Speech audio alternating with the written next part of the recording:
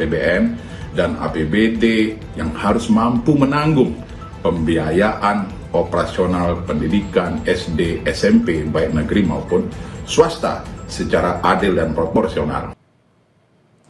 Wakil Ketua Komisi 10 DPR fraksi PKB, lalu Hadrian Irvani, menjamin putusan MK akan dimasukkan dalam revisi Undang-Undang Sistem Pendidikan Nasional.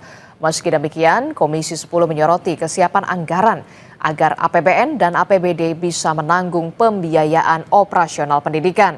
DPR juga menekankan perlunya mekanisme yang transparan untuk memastikan sekolah swasta mendapatkan subsidi yang memadai tanpa mengorbankan kualitas dan kemandirian pengelolaan keuangan.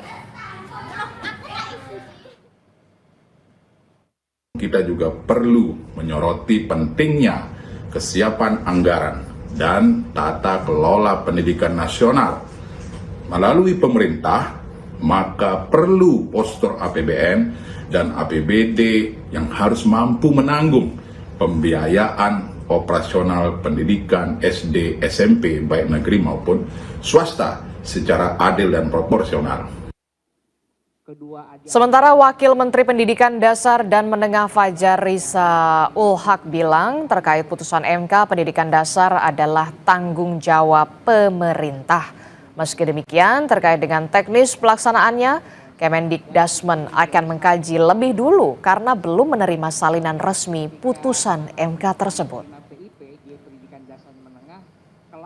Ini juga akan terkait dengan pemerintah daerah karena urusan pendidikan bukan kewenangan absolut pemerintah pusat, tapi juga menjadi tanggung jawab pemerintah daerah karena bersifat konkuren.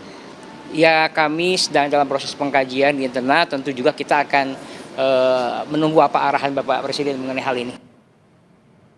Mahkamah Konstitusi memutuskan pemerintah harus menggratiskan biaya pendidikan dasar dari sekolah dasar hingga sekolah menengah pertama, baik di sekolah negeri maupun sekolah swasta. Putusan itu merupakan hasil uji materi atas pasal 34 ayat 2 Undang-Undang tentang Sistem Pendidikan Nasional yang diajukan Jaringan Pemantau Pendidikan Indonesia dan 2 orang ibu rumah tangga serta seorang PNS. Dalam pertimbangannya, MK menilai frasa wajib belajar tanpa biaya selama ini hanya berlaku bagi sekolah negeri.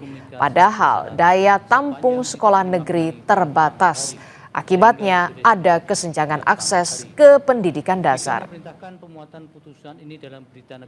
Dua menyatakan pasal 34 ayat 2 Undang-Undang Nomor 20 Tahun 2003 tentang Sistem Pendidikan Nasional Lembaran Negara Republik Indonesia Tahun 2003 Nomor 78 tambahan Lembaran Negara Republik Indonesia Nomor 4301 bertentangan dengan Undang-Undang Dasar Negara Republik Indonesia tahun 1945 dan tidak mempunyai kekuatan hukum mengikat secara bersyarat sepanjang tidak dimaknai pemerintah dan pemerintah daerah menjamin terselenggaranya wajib belajar minimal pada jenjang pendidikan dasar tanpa memungut biaya baik untuk satuan pendidikan dasar yang diselenggarakan oleh pemerintah maupun satuan pendidikan dasar yang diselenggarakan oleh masyarakat.